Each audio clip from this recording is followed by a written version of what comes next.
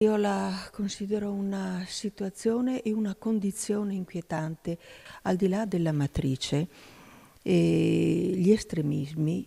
che siano da una parte o dall'altra, sono alquanto pericolosi e sarà mio dovere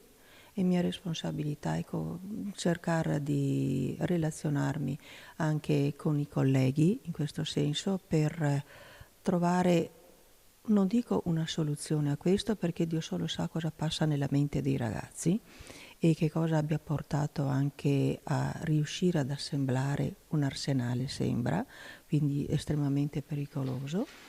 E dicevo di riuscire a capire anche queste inquietudini da dove derivano, questa mancanza di dialogo, questa volontà di far del male. Ecco, senza dialogo esternare il proprio magari malessere nella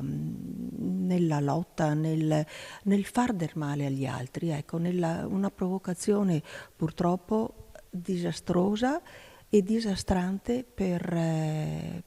la collettività e per i ragazzi, io penso, che sono non il nostro futuro, sono il nostro presente, quindi sarà mia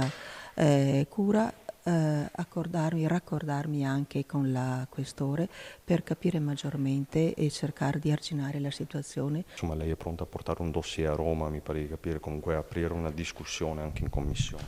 Certo, anche in commissione, adesso dobbiamo votare, infatti fino all'ultimo dell'anno sarò a Roma per il bilancio, ma quando riprenderemo i lavori e quindi avrò anche una relazione scritta sulla quale mi potrò basare, sarà mio dovere proprio cercare di approfondire la situazione nella quale, nostro malgrado, ci troviamo.